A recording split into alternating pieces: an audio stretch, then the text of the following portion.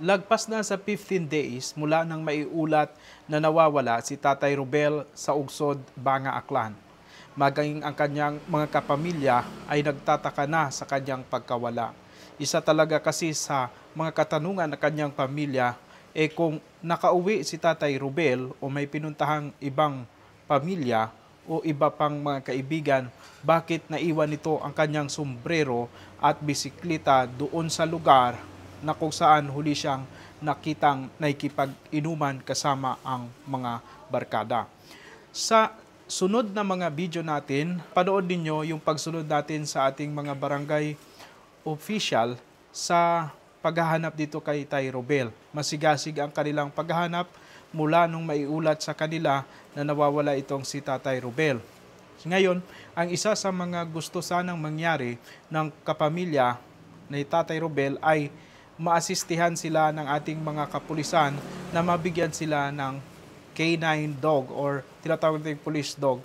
Ayon doon sa mga information na nakuha natin, yung available na K9 dog dito sa Aklan Police Provincial Office ay ginagamit lamang ito sa pag-detect ng bomba, ganun din ng mga kontrabando or ng mga illegal na drugs, mga kapobre.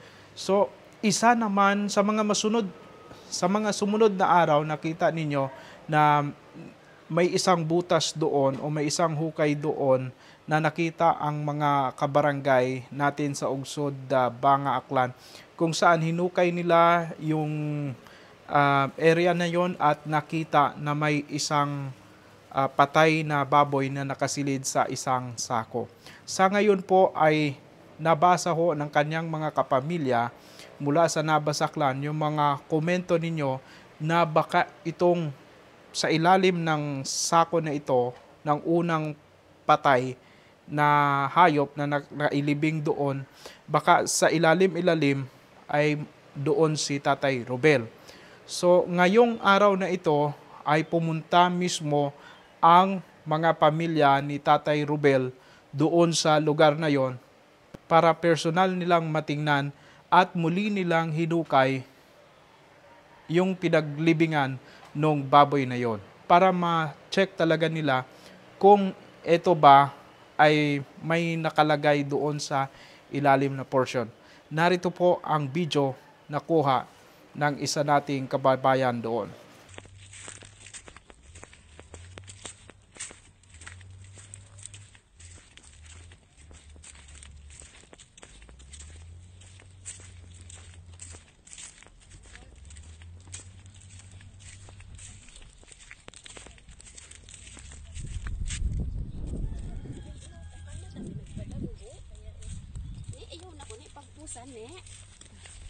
Extra pamanas bukod man dami ng guwapa yun. Documentation. Ana ta kuno nga kamangurong daga nabasa gyud gapakita ta kuno na dapadamo gud. Ano kuno? Nagapadamo ko ta kuno kaw niya iya man lang man na ako sinana kuno. Ya man eh patayon. Ay nakin sa papa mo lang din ang mga pangalan. Gani hiwa gidangan ni ano kun iya man lang kuno nang ko. Moros anay teng. Wat ibang agay tara Ginoo bilang.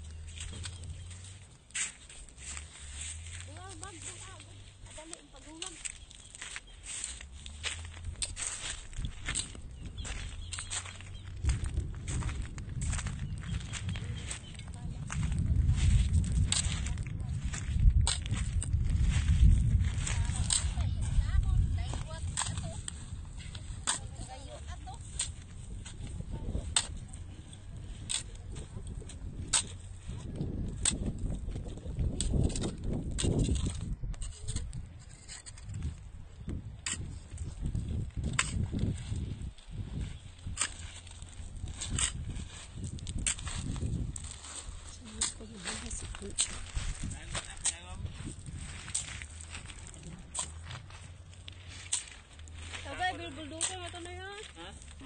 Ako na ko ya.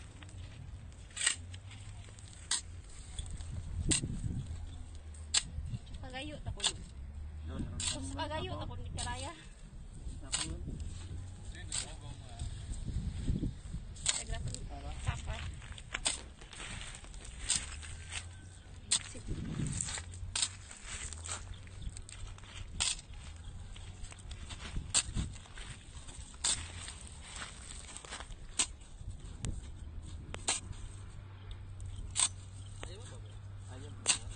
Gahugong mo ta. Agka masamot ka, binalang pangtulog.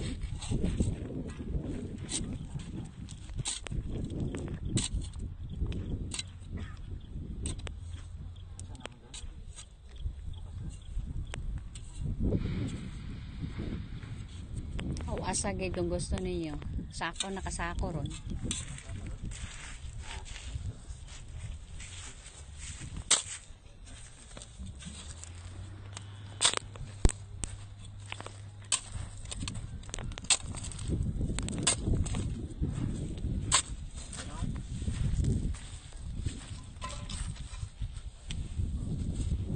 Buwa dahaya.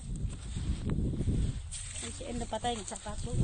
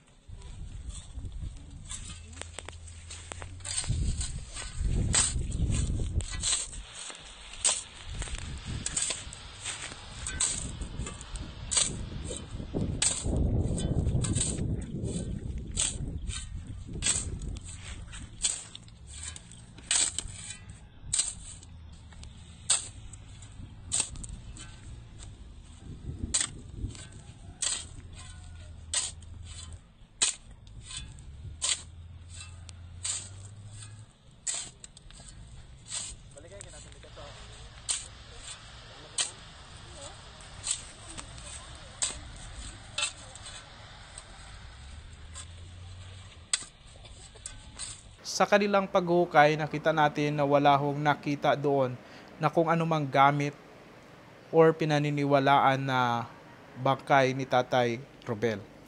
Sa ngayon, ang nais ng pamilya, ang hiling nila nung makausap natin, nais nila ay mabigyan sila ng pagkakataon na makausap yung mga naging huling nakasama ni Tatay Robel, yung kanyang nakainuman, mga kapobre.